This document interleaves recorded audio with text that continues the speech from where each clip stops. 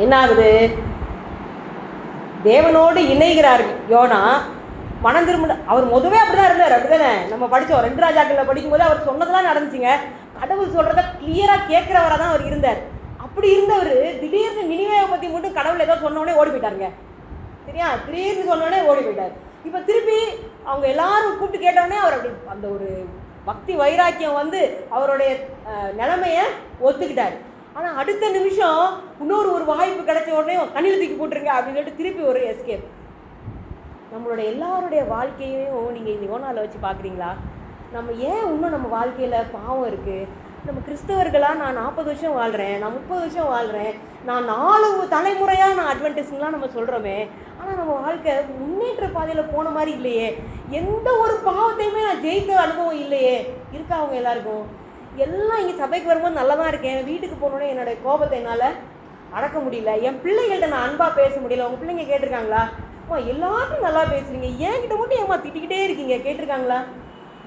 நம்முடைய பொறுப்பில் ஒப்படைக்கப்பட்ட முதல் பொக்கிஷம் நம்ம பிள்ளைங்க. அதுங்களுடைய இருதயத்தை புரிந்து கொள்ளணும்னு என்னைக்காவது நம்மளுக்கு தோணுதா? அதுங்களுக்கு மட்டும் நம்மளுக்கு நேரமே இல்லைல்ல. எல்லா உறவை காட்டிலும் மிகவும் சிறந்த உறவு திருமண உறவு.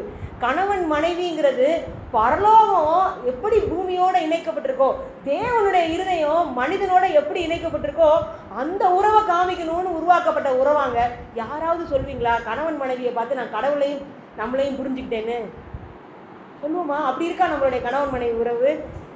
ஐயோ, என் பிரச்சனைக்கெல்லாம் காரணம் என் ஒய்ஃப் தான், என் பிரச்சனைக்கெல்லாம் என் காரணம் என் கணவன் தான். இப்படி தான் நம்மளுடைய வாழ்க்கை. ஏங்க மாறாமல் இருக்கு? இப்படி நான் இத்தனை வருஷமாக கிறிஸ்தவனாக இருந்து ஏன் என்னால் என் குடும்பத்துக்கு கூட கடவுளை காமிக்க முடியல?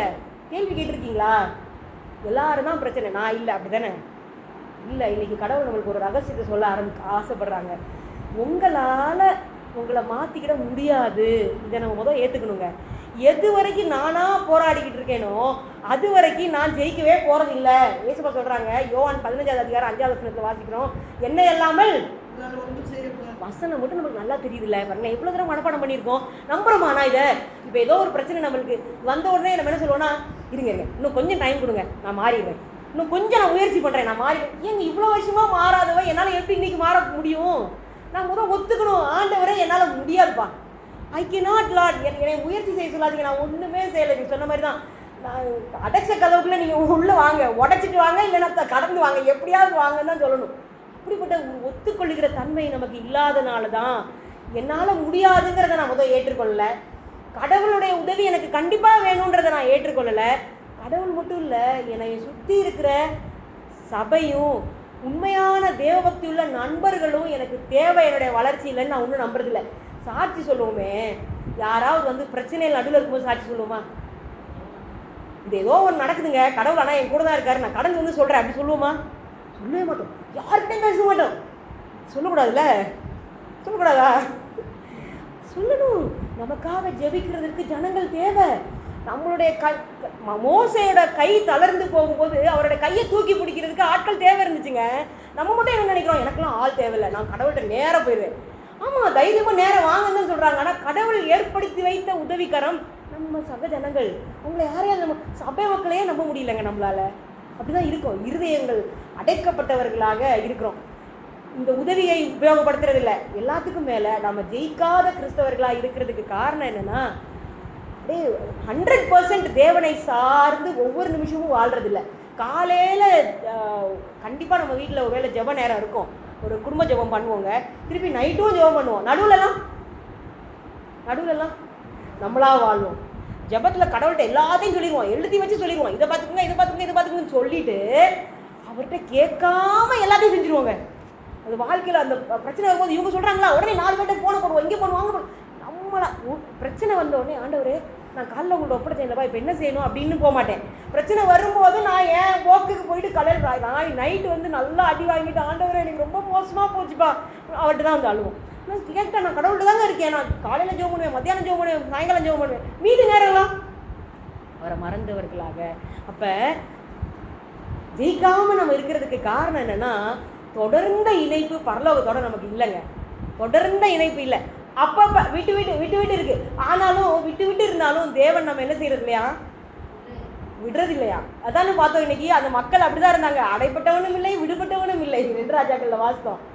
அப்படி இருந்தாலும் தேவன் அவர்களை தள்ளி விடாதபடி யெரொபெயாமை கொண்டு அவர்களை ரட்சித்தார் அப்படின்னு சொல்லி பார்ப்போம். நம்மை ரட்சிக்க விரும்புகிற தேவன். இப்போ தேவை என்ன தெரியுமா? நம்மளுடைய அனுபவம் கிறிஸ்துவோடு எப்படி இருக்குன்னா, இணைப்பு அப்புறம் தவிர்ப்பு. கொஞ்ச நேரம் இணைஞ்சிருப்போம், அப்புறம் என்ன செஞ்சிருவோம், அவரை தவிர்த்துட்டு இந்த விஷயத்தில் அவரை போய் கேட்டால் அவர் என்ன கண்டிப்பாக தப்பாக வந்துடுவார். அப்படியே அவரை பார்க்க அவர் போல வாழ்க்கையில் சில நேரம் போயிடும். அப்படி தானே?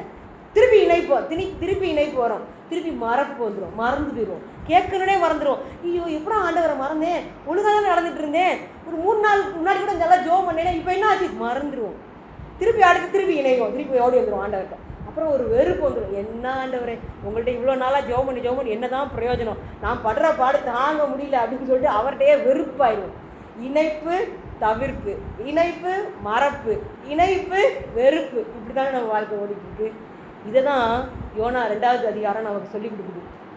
யோனா அந்த மீனின் வயிற்றுக்குள்ளேருந்து, நீங்கள் யோசித்து பாருங்கள், நீங்கள் தான் யோனா, நம்ம தானே யோனா, அதானே பேசி படிச்சுட்டு இருக்கோம். தண்ணிக்குள்ளே தூக்கி போட்டாங்க, தண்ணி போச்சு, செத்து போகிறோம், தண்ணி அப்படியே முங்க போகிறோம் அப்படின்னு அவர் நினச்சிட்டு இருக்கும்போது கொஞ்சம் நேரம் கழிச்சு, நான் முங்கலையே, மூச்செல்லாம் விட முடியுதே, நீ கண்ணை திறந்து பார்த்துருப்பாரு. அப்படி தானே, என்ன ஆச்சு, கரைக்குள்ள வந்துட்டேன்னா தண்ணிக்குள்ள தானே எனக்கு தூக்கி போட்டாங்க, ஆள் கடலில் தானே இருந்தோம் அப்படின்னு கண்ணை திறந்து பார்த்துருப்பாரு. இருட்டாக தான் இருக்குது, ஆனால் மூச்சு மட்டும் விட முடியுது எப்படி அப்படின்னு அவர் யோசிச்சிருப்பாரு. அப்படி தானே? ஏன்னா அந்த திமிங்கலத்தோட வயிற்றுக்குள்ளே ஃபுல்லாக தண்ணியாக நிரம்பி இருந்திருக்கு, அது தண்ணியை நிறையா வெளியே விட்டுரும். ஸோ கொஞ்சம் காற்று அவரால் மூச்சு விட முடிஞ்சிச்சு, அந்த தான் ஜெபம் பண்ண முடிஞ்சு. பெரிய ஜெபம் பண்ணுறாருங்க அங்கே அவர் உள்ளே உட்காந்து. அப்போ அவர் பார்த்தா தலையிலலாம் என்ன இருக்குது, கடல் பாசி. ஓ, நான் வெளியே வரல, நான் மீனோட வயிற்றுக்குள்ளே உட்காந்துருக்கேன் அப்படின்னு சொல்லிட்டு அவருக்கு கடவுள் மேலே செம்மையான அன்பு வந்துருச்சு. ஏசப்பா என்னை நீங்கள் இப்பயும் விடலையா, நான் 2வது தடவையும் எஸ்கேப் மெக்கானிசம் கண்டுபிடிச்சேன், நீங்கள் இப்பயும் என்னை செய்யலை, தவற விடலை, என்னை நீங்கள் மறக்கிற தேவன் அல்ல, நான் உங்களை மறந்தாலும் உங்கள்கிட்ட ஓடி போனாலும் என்னை நீங்கள் மறக்கலப்பா அப்படின்னு சொல்லி தேவனுடைய அன்பு யோனாவோட இருதயத்தை என்ன செஞ்சிச்சு, தொற்றுச்சு. நிஜமாவே மறுபடியும் ஒரு இணைப்பின் அனுபவத்துக்குள்ளே யோனா வர்றாரு, முனங்கால் போட்டு ஜெபம் பண்ணுறாரு. காட், நீங்கள் என்னை இப்பயும் நீங்கள் பார்க்குறவராக இருக்கீங்க அப்படின்னு அவர் அறிக்கையிடுற அந்த ஜெபம் ரொம்ப அழகாக இருக்குங்க. யோனா ஒரு தொடர்ந்த இணைப்பை நோக்கி நடக்கிறவராக நம்ம பார்க்குறோம். நம்மளுடைய வாழ்க்கையிலையும் நம்ம ஜெயிக்கிற கிறிஸ்தவர்களாக இருக்கணும்னா தொடர்ந்து தேவனோடு இணைக்கப்பட்டு வாழ்கிற அந்த அனுபவத்துக்காக தேவனிடத்தில் ஜெபம் பண்ணுங்க. இணைக்கப்பட்டோம் அப்படின்னா அப்படி தான் வாழ்வதற்காக நம்மளாம் உண்டாக்கப்பட்டவங்க. ஆதியில் ஆண்டவர் உண்டாக்கும் போது நம்ம தேவனிடத்துலேருந்து பிரிந்து வாழவே உண்டாக்கப்படலை. என்னை போல என்னுடைய சாயல்ல அப்படின்னு கடவுள் உண்டாக்கி அவரோட இணைக்கப்பட்டு தான் வாழணும் நம்ம உண்டாக்குனார். ஸோ அந்த இணைப்பை அறிந்தவர்களாக, எப்பொழுதும் உணர்ந்தவர்களாக, தாவீது சொல்வார், தேவனை எப்பொழுதும் எக்காலத்தையும் எனக்கு முன்னாடி வச்சுருக்கேன், எந்த நிமிஷமும் ஒவ்வொரு செகண்டும் நான் கடவுளோட இணைக்கப்பட்டிருந்தேன் அப்படின்னா நிச்சயமாகவே சீக்கிரம் ஜெயிக்கிற கிறிஸ்தவ வாழ்க்கையை நான் பார்க்க தேவையில்லை, என்னை சுற்றி இருக்கிறவங்க எல்லாரும் பார்ப்பாங்க. வா, எப்படி நீங்கள் இப்படி இருக்கீங்க, எப்படி இப்படி கோபப்படாமல் இருக்கீங்க, எப்படி சந்தோஷமாக இருக்கீங்கன்னு எல்லாரும் பார்க்குற அனுபவம் கண்டிப்பாக நம்மளுடைய வாழ்க்கையில் என்ன செய்யும், வரும்.